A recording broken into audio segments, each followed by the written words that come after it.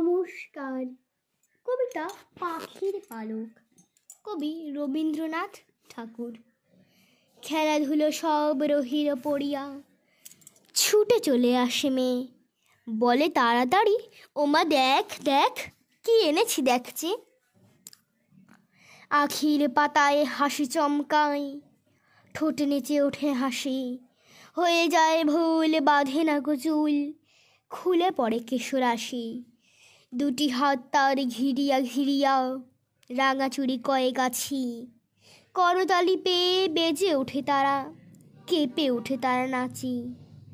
মায়ের গলায় বাহু দুটি বেঁধে কোলে এসে বসে মেয়ে, বলে তাড়াতাড়ি ওমা দেখ দেখ কি এনেছি দেখছি। সোনালি রঙের পাখির পালক ধোঁয়াশে সোনার স্রোতে, খসে এলো যেন তরুণ আলোক অরুণের ফাঁকা হতে।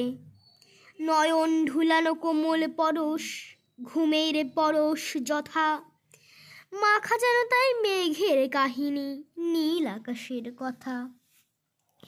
ছোটখাটো নীড় শাবকের ভিড়, কত মতো কলরব, প্রভাতের সুখ উড়িবার আশা, মনে পড়ে যেন সব। লয়ে সে বালক কপলে বুলায়, আখিতে বুলায় মেয়ে, বলে হেসে হেসে ওমা দেখ দেখ কি এনেছি দেখছে। মা দেখিল চেয়ে কহিল হাসিয়ে, কি বা জিনিস এনেছি রে। ভূমিতে ফেলিয়া গেল সে চলিয়া, আর না চাহিল ফিরি। মেয়েটির মুখে কথা না ফুটিল, মাটিতে রহিল বসি। শূন্য হতে যেন পাখির পালক, ভূতলে পড়িল খসি।